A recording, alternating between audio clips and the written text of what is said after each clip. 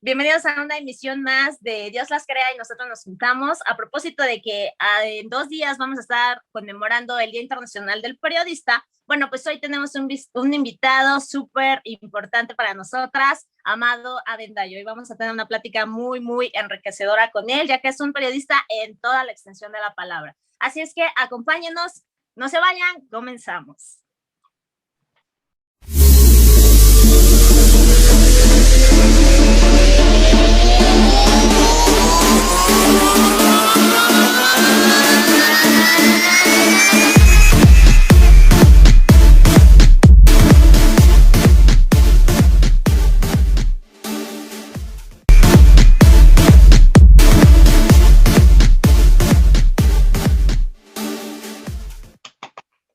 Muy bien, Amado, qué ritmazo. Amado, muchísimas gracias por estar con nosotras en este programa donde vamos a hablar del periodista, de todas las actividades, de todo lo que hace, de todo lo que tú haces, cómo te has desarrollado. Pero para empezar, quiero platicarles un poquito. Encontré información acerca de por qué se celebra el 8 de septiembre el Día Internacional del Periodista.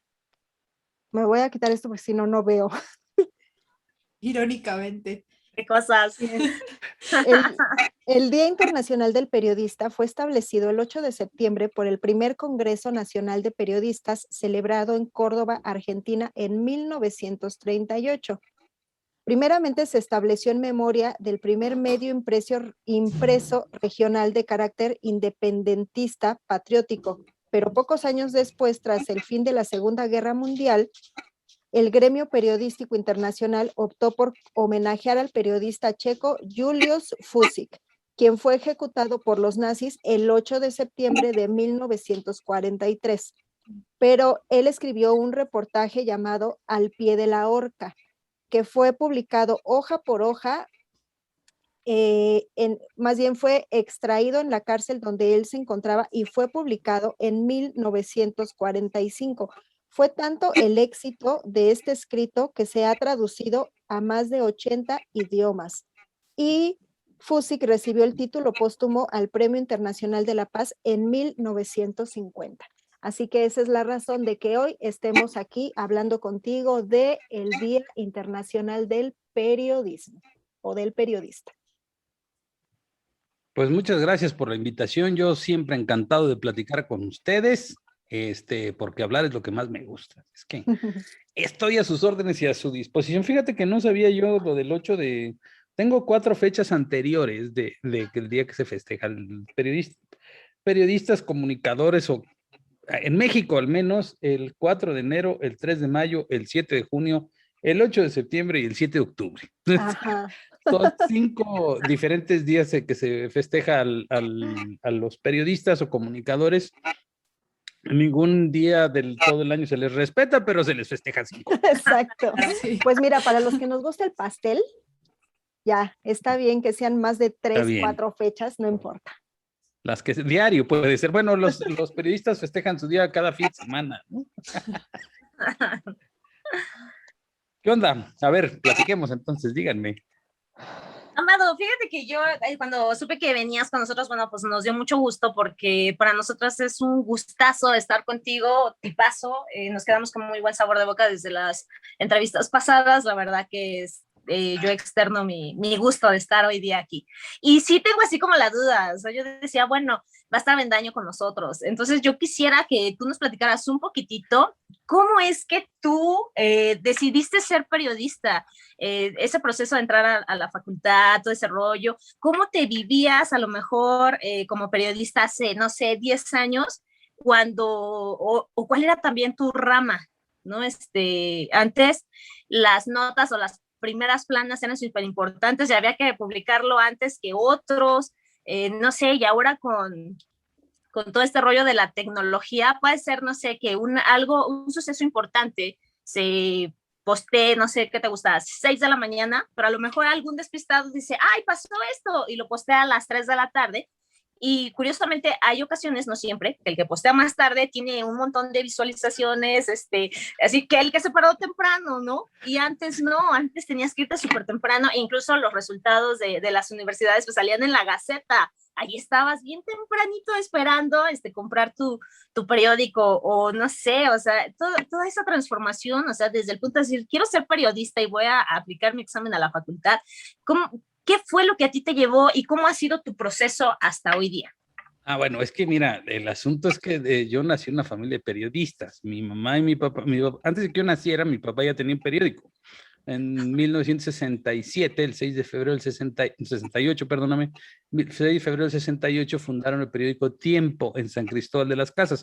Por cierto, el Tiempo de San Cristóbal de las Casas fue el medio que dio a conocer al mundo el levantamiento armado zapatista en San Cristóbal de las Casas. Mi papá fue el primer periodista que habló con el subcomandante Marcos en la plaza central de San Cristóbal, y yo pues de pegoste con él. Yo ya estaba por terminar la universidad.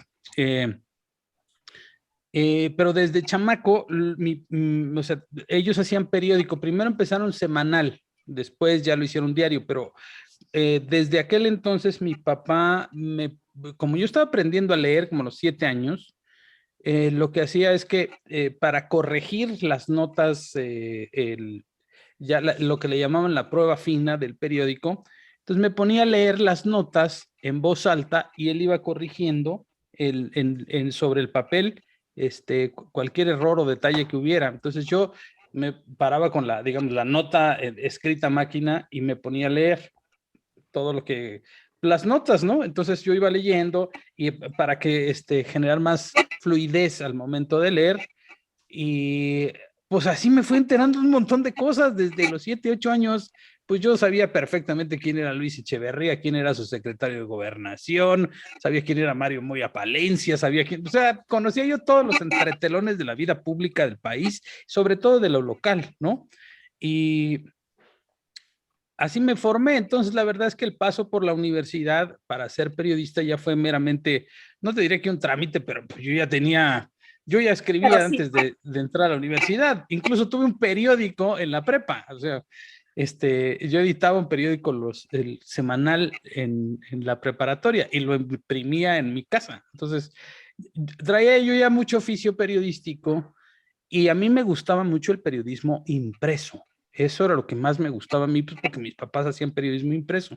No me llamaba la atención ni la radio, ni la tele, ningún otro que no fuera impreso. Yo entré a la UAM Xochimilco, la Autónoma Metropolitana. Ahí nosotros hicimos al final, haces un año de lo que le llamamos área de concentración, que es en lo que se supone que te vas a especializar. Nunca había visto en la UAM Xochimilco un área de concentración de periodismo escrito, ¿no? Entonces nosotros lo abrimos con René Vilés Favila, que fue nuestro guía o nuestro tutor, nuestro maestro del área de concentración. Y justo cuando terminé, fue en 1994, pues cuando fue el levantamiento armado zapatista, y decía que no me dio tiempo ni de mi año sabático tradicional.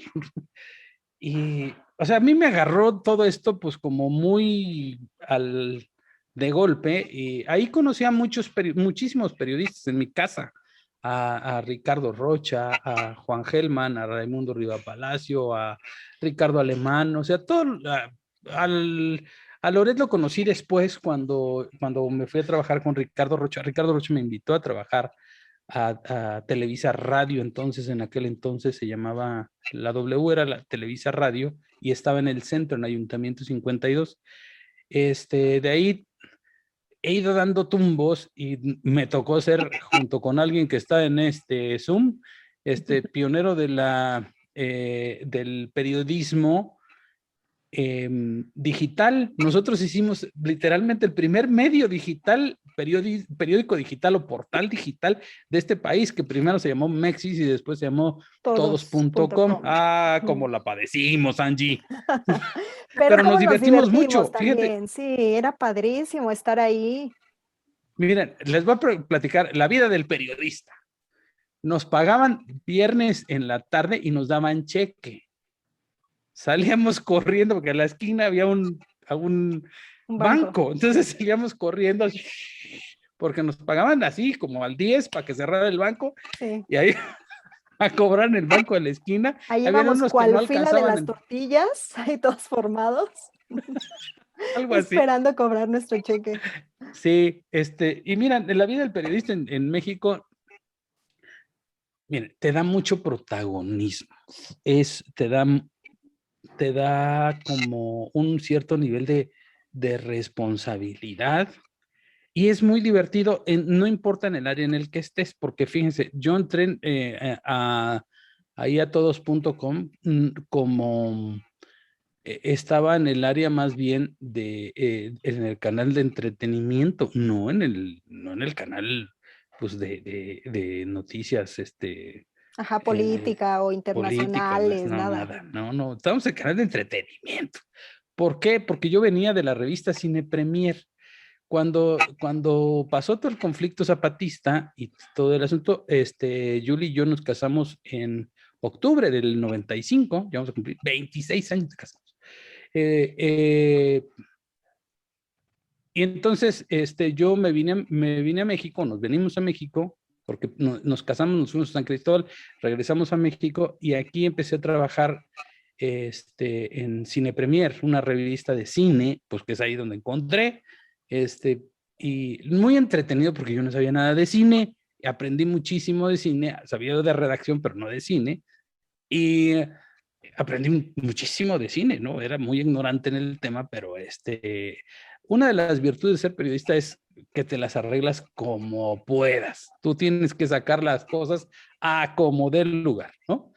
Y, por ejemplo, nosotros no teníamos ni acceso a internet, era 1996, no teníamos acceso a internet. Había una computadora con internet, pero no podíamos ocuparla todos. Y tampoco teníamos como mucha información de lo que íbamos a publicar. Les voy a confesar algo. Hacíamos resúmenes de películas que no habíamos visto. Pero por el título podías como darte una idea, ¿no? Vas a decir. Pero es que a veces ni siquiera macha el título con la película. Exacto, pero sí.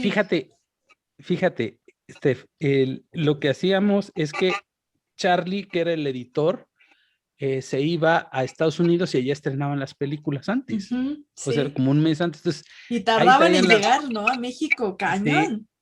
Iba y literalmente saqueaba los establecimientos de revistas y de ahí venían los resúmenes de todas las películas. Y entonces llegaba así a la sala de juntas y no, así era como alegórico, aventaba las revistas, ¿no? ¿De qué vamos a hablar este mes? Y entonces empezábamos todos y lo que pasa es que tenías que leer las revistas y proponer de qué tenía que venir la revista el mes que seguía. Entonces, más o menos te imaginabas cómo estaba la película, de acuerdo con las reseñas que habías leído. Eventualmente te mandaban los trailers de las películas, pero en cassette. Entonces, y pues los veías y decías, bueno, pues sí, más o menos va por ahí, ¿no? Y hacías pero tenías que tropicalizarlo para México, porque si no, pues no te funcionaba. Había que inventar cosas que tuvieran que ver para enganchar pues al cinéfilo mexicano. Me acuerdo que en una ocasión, pues nos mandaban los trailers en VHS, así, y te ponías a verlos, ¿no? Y un día nos dicen, bueno, la primera vez que yo no sabía que era un tráiler, ¿no? Es decir, oigan, trajeron un tráiler de la película fulana de tal. Saliste a ver. Y dije yo, ¿y por qué un tráiler? O sea, nomás él dijo, pero si yo no manejo ni bicicleta. Un tráiler, dije, que si vas a recibirlo. Oye, ¿por qué me mandan a mí a recibir un tráiler? En la calle recibiendo el tráiler. Yo soy el jefe de redacción, ¿por qué no mandan a un policía que lo reciba? O sea, ¿y dónde lo van a poner? Güey, ¿sí sabes de qué estamos hablando? Y llamado el tráiler de la película. ¿Y eso qué es tú, no? Bueno. Pues una vez me dicen, oigan, va a llegar el tráiler de la película de el Día de la Independencia. ¿Se acuerdan de la película del Día de la Independencia? Y dije, pues que me lo suban. Y dijeron, no, güey, es un tráiler de veras, cabrón. No, que me lo suban. Ya sé que es no, el tráiler, güey. Que bajes, cabrón. O sea, ahí Bajo, sí era el y tráiler. literalmente era una plataforma de un tráiler donde venían los personajes y que andaba dando vueltas por la ciudad. No, bueno. Pero fue muy divertido aprender esa parte de cosas que yo no sabía, porque además, imagínate, yo venía de un conflicto armado, de haber cubierto una guerra, y pues nos metimos al entretenimiento y aprendí muchísimo. Eso sí, no, ya cuando estábamos en todos.com, situaciones muy precarias en todos los aspectos, no sabíamos para dónde jalar, nosotros inventamos para dónde jalar, cómo hacerle, cómo editar fotos, cómo editar textos online. Eso fue súper, súper divertido y muy enriquecedor. Ahí me volví a ir con Ricardo Rocha a su agencia que se llama todavía Detrás de la Noticia, y fui a hacer justamente la página en internet y me fue muy bien. Después me ausenté un rato del periodismo porque me fui a ser funcionario público. Fui funcionario público del 2002 hasta el hasta el 2009. Y después me fui al TEC de Monterrey un rato a hacer comunicación institucional, y obviamente en Cedesol, CEP, después en el TEC de Monterrey un rato, después del TEC de Monterrey a la UNAM, y ya después de la UNAM regresé a los medios, o sea, regresé a Radio Fórmula a hacer periodismo en radio, que ya era muy distinto. Ahí me involucré también con la televisión en Telefórmula, y después ya brinqué a hacer colaboraciones en televisión en ADN 40, en radio con Pedro Ferriz. Pero fíjate, ahora pues te tienes que adaptar mucho a las condiciones y las circunstancias, ya después de tantos años, imagínate. Y ahora pues estoy haciendo periodismo local, que he estado haciendo un programa de radio con mi mamá en San Cristóbal de las Casas. Un programa en YouTube con una colega de Tuxtla Gutiérrez, de la capital de Chiapas, que es, pues hablamos del ámbito de lo estatal. En mi programa de las noches, de temas nacionales, y ahora en NTN 24, pues temas internacionales. O sea, es que estoy todo en el todo. Oye, Amado, a ver, yo quiero preguntarte, ahorita que ya nos comentaste un poco de tu trayectoria, ¿cuál es la diferencia entre el periodismo actual y el periodismo hace 10 años? Bueno, creo que el internet tiene mucho que ver en esto, y las redes sociales. Se hace mucha difusión de información a través de... La información es mucho más inmediata. Pero así se pierde también. Sí se pierde, pero fíjate que los temas han cambiado de forma, pero creo que no de fondo. Si tú te vas al fondo del asunto, aunque sea un tuit, es información valiosa a veces, no siempre, pero creo que los medios tradicionales se han tenido que adaptar a las redes, aunque las redes todavía no han sustituido a los medios tradicionales. Sin embargo, creo que la diferencia es que son como catálogos de lo que puedes ir a ver en otro lugar. O sea, en un tuit no está toda la información. Hace algunos años justamente esa pregunta se la hice al director de Notimex, y le dije, oye, y con esta salvaje velocidad con que se dan las cosas, ¿cómo es que has adaptado el trabajo de una agencia de noticias del Estado mexicano a lo que está pasando en la vida cotidiana? ¿no? ¿Cómo le ganas a alguien que te está publicando en Twitter o en Facebook? Me dijo, bueno, dijo, bueno, ese fue un gran reto, pues, porque lo primero que salía antes eran las agencias de noticias. Le llamaban un despacho, que es ¿te acuerdas, Angie? Un primer encabezado, un primer párrafo, y te decía, esta es la nota que viene, ¿no? Balearon al cardenal Posadas en Guadalajara, ¡pum!, te lo avientan, ¿no? Es como para dar un adelanto de lo que iba a venir. Pues eso te lo gana un tuit con toda facilidad. Entonces le dije, bueno, ¿y qué hicieron? Me dice, mira, en el caso, por ejemplo, me dice, en el caso de la detención de la maestra del Bester en su momento, pues nos dimos cuenta que pues, todo el mundo nos iba a ganar.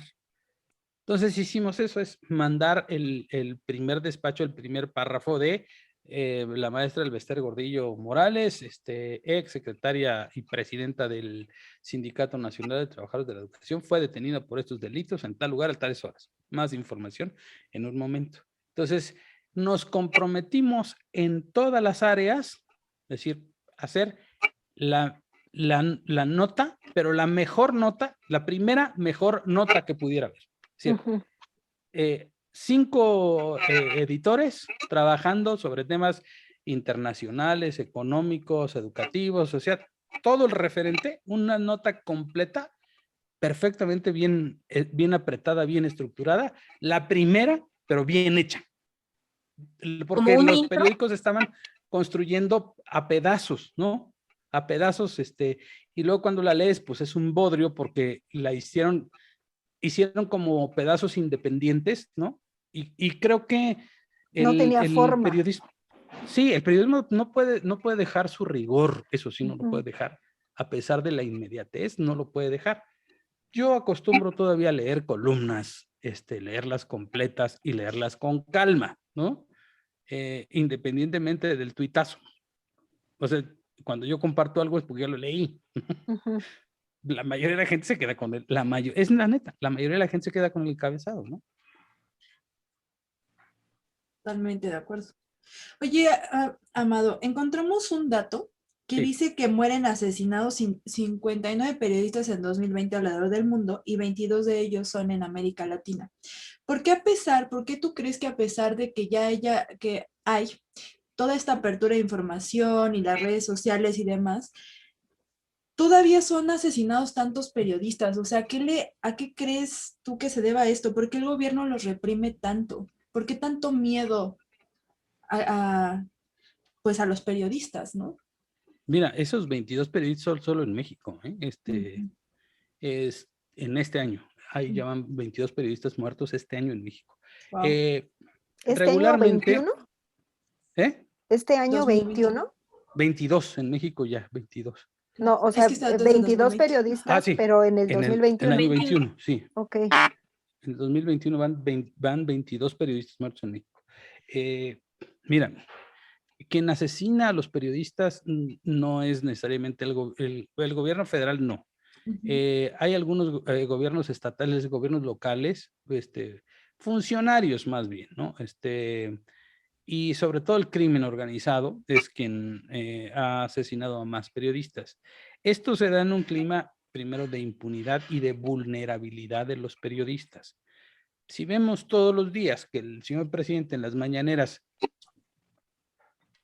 agrede verbalmente, ataca a los periodistas, los llama corruptos, chayoteros, los insulta, pues. Entonces, los pone en una situación de vulnerabilidad y no pone en situación de vulnerabilidad ni a bueno, comparado con los periodistas locales, a gente que tiene cómo cuidarse y protegerse, como Loret, como Joaquín López Dóriga, como Ricardo Alemán, son personajes que se pueden cuidar y que tienen, pues digamos,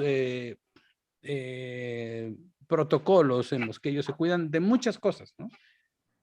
Quienes realmente están vulnerables son los periodistas en lo local, el periodista que cubre la nota roja en Poza Rica, Veracruz, y que pues se traslada en autobús, en camión, en colectivo, y gana 6,000 pesos al mes, y que tiene asignada esa fuente y se encontró con algo que a alguien no le gustó, y saben que no hay ningún ninguna consecuencia en que ejecutes a una persona, a un periodista, no va a pasar nada, ¿no?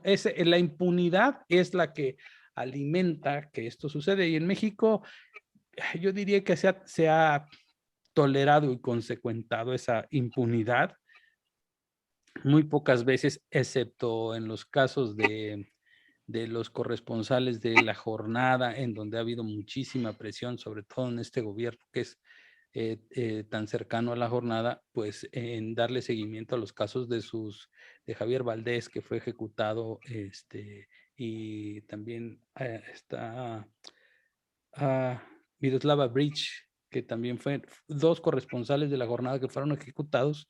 Pues sí se les dio seguimiento, ¿no? Pero la gran mayoría de los periodistas, pues los ejecutaron y hasta ahí se quedó, ¿no? Yo creo que es el clima de violencia y de impunidad que hay en el país. Pero en general, ¿no? Sí, claro. Sí, no solo contra periodistas en concreto. Pero los periodistas son más visibles porque tienen una agenda en lo particular. Entonces, es lo que hace que digo, sirven de ejemplo, pues. Lastimosamente siguen de ejemplo. Imagínate si yo me ejecuté al periodista que publicó esto, pues ya nadie se quiere meter en nada, ¿no? Claro. Sí, claro. Bueno, y en cuanto a, por ejemplo, a las nuevas generaciones que quieran estudiar periodismo, Amado, ¿cuál es el panorama a estas alturas, con estas estadísticas, con estas circunstancias? ¿Qué crees que les espera? Mira, yo creo que estamos a diferencia de los años 80, incluso los 90, estamos en un país de libertades, conquistadas a como dé lugar, pero de libertades. Ya nos acostumbramos a ser libres, no nos gusta no ser libres. O sea, hay mucho riesgo, sí, pero ya no nos quedamos callados.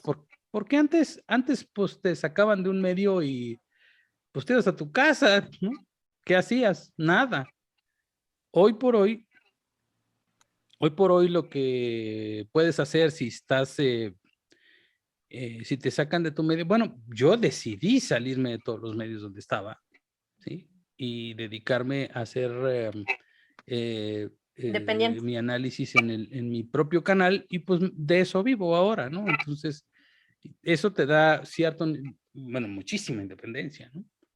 Y creo que el periodismo se puede ejercer hoy por hoy desde cualquier lugar. Si tú quieres ser periodista, está chido. Me encanta la idea de que la gente quiera dedicarse a los medios de comunicación, porque ahora ya no está así. Ahora, si quieres ser presentador de televisión y todas esas cosas, pues ya implica otras cosas, ¿no? Pero si quieres ejercer el periodismo, lo puedes ejercer desde tu propio canal, con mucho profesionalismo, con rigor. No tienes que ser necesariamente formal, ni tienes que tratar de imitar a los medios de comunicación. Los medios digitales son muy libres y puedes alternar en cualquier otro medio que quieras estar. Yo creo que hoy más que nunca, sí está muy competido, pero hay muchas oportunidades para ejercer el periodismo y la libre expresión. Muchos riesgos también, pero también muchas libertades. Claro. ¿Lo considerarías una carrera riesgosa? Ah, sí, claro. Es como lo del ser bombero, decía mi papá, que ser periodista es como ser bombero o ser socorrista de la Cruz Roja, porque sí sabes que tienes un riesgo, todo el tiempo sabes que tienes un riesgo, pero un periodista, por ejemplo, no puede darse el lujo de convertirse en la noticia, nunca. Eso es algo que debes cuidar como periodista, porque ese es el fracaso del periodismo, convertirte tú en la nota. Es como si el bombero sale quemado o el socorrista lastimado, ya no sirven de nada. Si lo que ibas a hacer era informar otra cosa y terminas informando de ti mismo, pues entonces ya fracasaste como periodista, ¿no? El chiste, el periodismo es un trabajo de servicio, básicamente de servicio a los demás, ¿no? O sea, no escribes para ti, escribes para otros, hablas para que te escuchen otros, investigas para que conozcan otros, ¿no? Entonces, estás haciendo permanentemente, tienes que estar pensando en el otro. Si estás pensando en ti haciendo periodismo, no funciona, no sirve, a menos que pues más bien seas como una especie de artista, ¿no? Ok. ¿Cuáles serían los límites que debe tener un periodista al momento de informar? Mira, yo creo que la ética es fundamental. No puedes informar de cosas que no te consten o que no tengas las bases para decir. Hay cosas que no te constan, pero pues tienes los razonamientos necesarios para decir esto no está bien. Por ejemplo, el viernes que estuvo, el viernes 20, ¿qué fue? 27 que estuvo, de agosto, el que estuvo el presidente en Chiapas, digo, abusando de que conozco el ambiente, el panorama y todo, dije, no lo sé, Rick, parece falso, ¿no? Que lo retuvieron los maestros de la CENTE. Entonces me empecé a hacer un montón de preguntas. Primero es, ¿por qué el presidente siempre les avienta la camioneta a todos y ahora se paró y apagó la camioneta? ¿Cómo es que todo el gabinete de seguridad estaba adentro y él no? ¿Cómo es que todos los periodistas pudieron entrar y él no? ¿Cómo es que, o sea, que los maestros los hayan dejado pasar, ¿no? ¿Cómo es que su servicio de inteligencia no le dijo que iban a estar cuando todos los chats de periodistas avisaron desde las 5 de la mañana, el CENTE está tomando la 31, la séptima región militar? Entonces dices, bueno, eso no cuadra. Tú cuestionas como periodista, todo eso no cuadra, no cuadra, no está bien. Y luego entonces empiezan a llegar información. Los servidores de la nación les dijeron que no hicieran nada, que no hicieran valla, que se quitaran los chalecos y que no hicieran nada. El propio guardia ese que trae al lado del presidente, que va caminando junto a él en la camioneta, les dice a los de la gente, ¿quiénes son de la gente? Vengan para acá, ¿no? Y les baja el... Entonces dije, no, todo esto es un montaje. Y finalmente la gente dijo, pues es que pues el presidente llegó y se paró, nosotros, o sea, y no, él fue el que nos llamó. O sea, todo fue un show. Les digo, a ver, pero ¿sabes qué, Amado? No tengo elementos para decir, ah, sí, aquí está comprobado cómo el presidente lo planeó. Pues no, pero, o sea, el entorno te dice exactamente y los cuestionamientos. Si yo fuera el secretario de la Defensa Nacional, ¿cómo voy a dejar solo a mi comandante supremo de las Fuerzas Armadas? Ah, yo aquí adentro en conferencia de prensa y mi presidente de la República. Claro, allá afuera. Secuestrado allá afuera. No, pues, eso por el amor de Dios, en ningún lugar del mundo se da. Pues yo soy el general secretario, el comandante de la séptima región militar, salgo y de que rescato a mi presidente, lo rescato a como dé lugar. Y claro que tienen capacidad e inteligencia suficiente, preparación táctica los militares como para meter al presidente al cuartel sin rasguñar a nadie. A nadie, sí. Pero ¿sabes qué?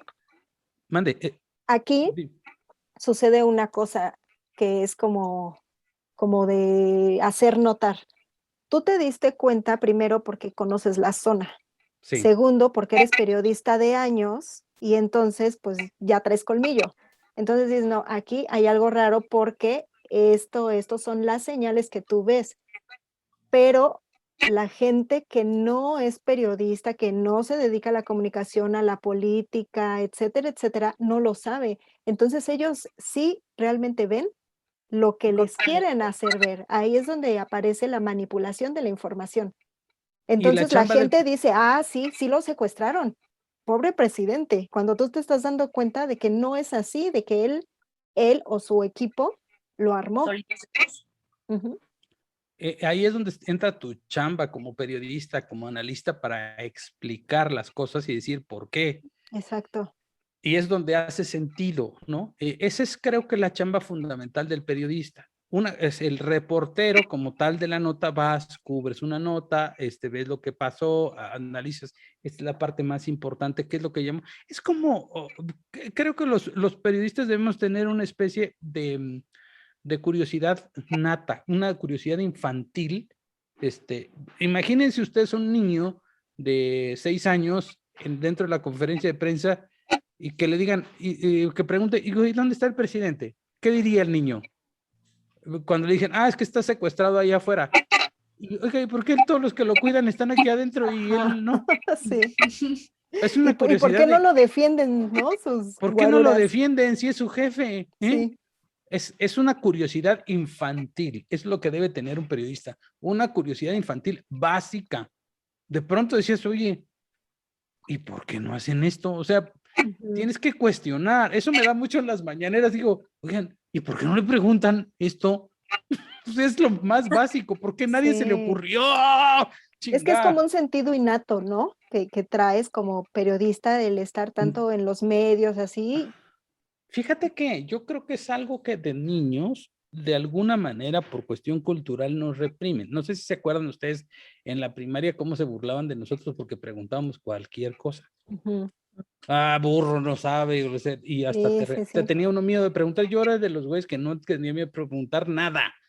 Entonces, incluso que se burlaran de mí, yo no dejaba de preguntar, ¿no? Y era preguntar, ¿y por qué? ¿Y por qué? Pues mi papá me regaló una enciclopedia para que, mira, para todos tus por qué aquí está, ¿no? También es tu parte de tu trabajo investigar, no todo me lo preguntes a mí, métete a la enciclopedia y busca, y entonces me la pasaba yo. Iba yo por una palabra y me pasaba yo a la siguiente hoja y a la siguiente y ahí me entretenía yo con las enciclopedias, pero la curiosidad nata, eso es lo que de pronto siento que nos reprimieron en algún momento. Ujú. No digo que necesariamente nuestros padres, sino el entorno. El no preguntes, el no cuestiones. Y una cosa que yo siempre he tenido es cuestionar lo que sé, la base donde estoy parado. ¿Es real? ¿Es cierto? Todo lo hay que cuestionar, no decir, pero ¿por qué cuestionas? Bueno, lo que les platiqué la vez pasada, ¿no? Cuando me dijeron, oiga, ¿qué cosa es fornicar? ¿No? A la Ujú. monja en el catecismo. Pues yo quiero saber, no voy a hacer que yo termine Claro. fornicando y no sé ni qué cosa es, ¿no? Me tiene usted que Estoy explicar, pecando y ni cuenta me doy por me, qué. me tiene usted que explicar por qué, si existían Adán y Eva y tuvieron hijos, pues con quién se casaron, ¿no? Explíqueme, porque o sea, no entiendo. No, pues para Oye, afuera, pues sí. oye, Amado, ¿y tú crees que esos periodistas que tienen el acceso a las mañaneras, crees que de alguna manera están limitados? Que sí les digan, no pregunten, no cuestionen, tengan cuidado con estos temas, porque a lo mejor con nosotros que los vemos desde este lado de la pantalla, digamos, no más, o sea, ¿por qué no le preguntas? ¿Por qué no le atacas? ¿Por qué no le dices? Sí, hay mucha presión. O sea, ¿cómo sabemos que esas personas sí tienen un acceso, pero es un acceso restringido? Y entonces quedan como unos reverendos pelmazos, porque dices, no manches, se le fue, ¿por qué no le dijo esto?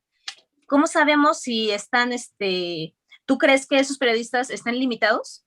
¿Como Mira, manipulados? el poder Todos ejerce tal cual, ¿no? el poder ejerce muchísima presión. Hay un grupo de periodistas, los youtuberos, los chayoterines ahí, esos que preguntan el molécula y esos, señor presidente, qué guapo está usted hoy, la chingada. Esos ya vienen Ya. maiceados, ¿no?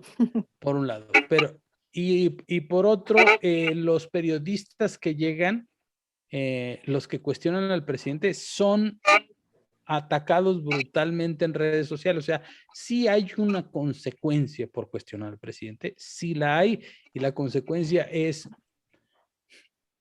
muy traicionera, es como muy, ¿cómo te diré yo? No es de frente.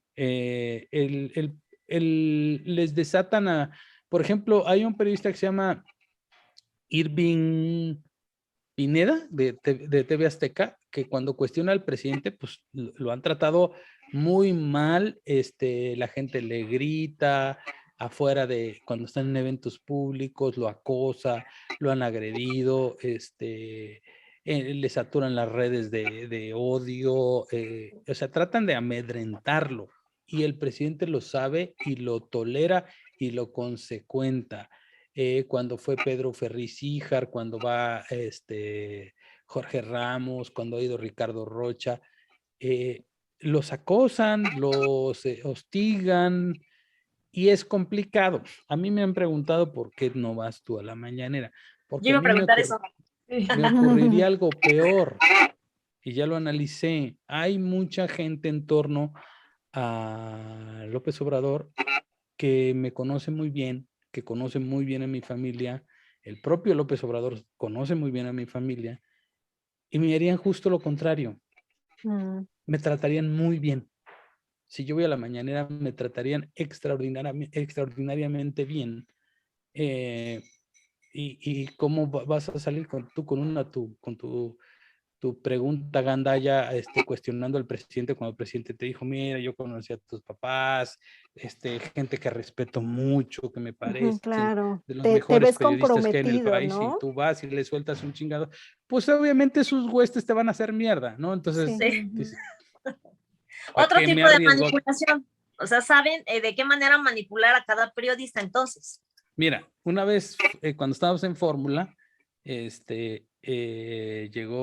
a llegar los precandidatos a la jefatura de gobierno de la Ciudad de México. Entonces invitamos a Mario Delgado, a Ricardo Monreal, a Claudia Sheinbaum, y no me acuerdo quién más eran. Cuando menos esos tres, ¿no? Cuando llegó Ricardo Monreal, estaba en la radio con Cayo de Hacha, y Ricardo Monreal me dice, tengo mucho miedo de Ricardo Monreal, me decía, porque pues no sé cómo tratarlo. Le dije, güey, ahí te va a desarmar, güey. O sea, prepárate porque el primer madrazo que te dé te va a dejar mudo, cabrón. Me dijo, ¿qué me va a decir? Le dije, güey, te va a llenar de elogios y ese madrazo no te lo vas a quitar tan fácil, güey. O sea, te va a pegar un golpe Sí, al ¿cómo lo ego tan combates? cabrón que te va a doblar Así es que te tienes que preparar para ese primer madrazo. Y cuando lo primero que dices, aquí con nosotros el ex senador Ricardo Monreal, era delegado en Cuauhtémoc, Ricardo Monreal, y dijo, antes de empezar, déjame decirte algo. Puta, se deja venir. Se Yo soltó. creo que ustedes son la comunicación por excelencia, el trabajo que han hecho en estos últimos años ha sido clave, fundamental para que las nuevas generaciones, a mí me parece que ustedes son un referente del nuevo periodismo. No, dije, joder, le dije, te dije? la aguantó, le dije, no le vayas a contestar nada, cabrón, trágatelo todo y empieza la entrevista, cabrón. Nomás, si quieres, dile muchas gracias y vas, porque si no, ya te chingó, Sí, cabrón, ¿no? sí, ya no vas a poder Y hablar. esa es la esgrima que tienes que tener con algunos. Entonces, o sea que las agresiones también están llenas de halagos. Es como cuando, a ver, no sé, en su chamba les ha tocado alguna vez, ¿no? Cuando alguien quiere algo, les dice, ay, qué bonito se te ve esto, qué bien te ves hoy, qué gusto saludarte. Este cabrón quiere algo, ¿no? Claro. A ver, ¿qué me vas a pedir? ¿Cuánto necesitas, chingo? Sí. ¿No? Ya sabes, ¿no? Sí. Más o menos así es cuando llegas sobre todo con un político, y te avienta una serie de piropos que tú sabes que los está diciendo, pues porque quiere aminorar. Para que te frenes. Claro. Exacto. A eso también hay que aprender a capotearlo, ¿no? Sí. Oye, Amado, yo encontré una frase que me llamó mucho la atención. Dice, nunca imaginé cuando empecé a soñar con ser periodista, que algún día sería tachado de enemigo del pueblo. Le escribe Alfonso Armada, presidente de Reporteros Sin Fronteras España. ¿Qué opinas tú sobre esta información? Pues ¿Qué mira, tan cierto es? Pues es producto de la manipulación, sobre todo de que el periodismo tiene que incomodar, y si no incomoda, pues son relaciones públicas. Y yo creo que los periodistas aguantan eso y más, no pueden tener la piel tan sensible y tampoco pueden creerse todos los halagos que les hagan.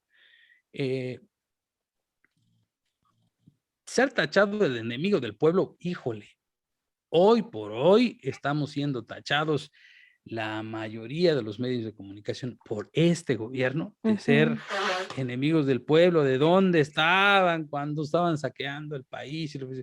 Y pues cuando a mí me preguntan eso, pues vete a mi timeline, ¿no? Búscale. Pero yo no tengo que andarle comprobando nada a nadie. Si alguien quiere juzgar mi trabajo, pues que lo juzgue en lo que he hecho. Y incluso hasta en las veces que me he equivocado, ¿no? Porque nadie es perfecto. El asunto es que ser enemigo, regularmente el poder El poder se hace sentir como el depositario del pueblo.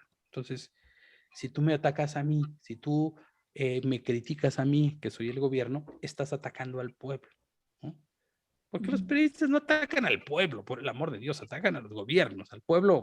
Entonces ellos dicen, el pueblo soy yo, ¿no? Como López Obrador, que se siente, el pueblo soy yo, ya no me pertenezco, ya soy el pueblo. Entonces es pura demagogia, pero ya sabemos quienes nos dedicamos a esto, que esas cosas no te las crees, ¿no? Ni te las tomas a pecho tampoco. O sea, que como que se tiró al piso. Sí, bueno, creo que de eso viven, de tirarse al piso. Sí, no, las relaciones entre el poder y la prensa han sido relaciones tóxicas. Los periodistas tienen como una de sus principales fuentes de información al poder público, es cierto. Han establecido relaciones de complicidad con el poder público, sí es cierto. Pero también son como las relaciones conflictivas y tóxicas, ¿no? Se pelean. Regularmente quien mata es nunca he visto a un periodista matar a un político, pero al revés sí, muchísimos. Y creo que estas relaciones se pervierten cuando hay dinero de por medio o cuando cuando el interés es absolutamente legítimo y ahí se perjudican los intereses de justamente los políticos, ¿no? Aquí siempre las víctimas van a terminar siendo los periodistas, ¿no? Pues sí. Amado, muchísimas gracias por estar con nosotras. Creo que vamos a hacer otro corazoncito contigo para despedir el programa. Ya te lo sabes, Amado. A ver, ¿cómo? ¿Así? Me va a salir como el de Peña Nieto. No, de los bonitos. Puse como una manzana, ¿no? Más bien. ¿Así? Amado, pues qué bonito que estás hoy con nosotras. Haz tu corazón, Amado. Ah, ahí está. Pues hasta regañado saliste. Regañado y todo. ¿Lo tienes allí? Ahí está. Ahí está. Perfecto, Perfecto. pues, Amado, muchísimas gracias por estar con nosotras, haber estado con nosotras una vez más. Muchas felicidades. Aunque no sabemos cuál es la fecha oficial, como bien lo dijiste, hay ¿cuántas fechas? ¿4? 5, ¿no? 5 fechas. Bueno, pues una más, ¿no? Sí. Pues muchas felicidades. Sigue haciendo periodismo. Y pues muchas gracias a todos ustedes por haber estado con nosotros el día de hoy. Esto fue Dios las crea y nosotras nos juntamos. No olviden seguirnos en redes sociales como @Dios las crea. Nos vemos en el siguiente programa. Bye. Muchas gracias. Bye.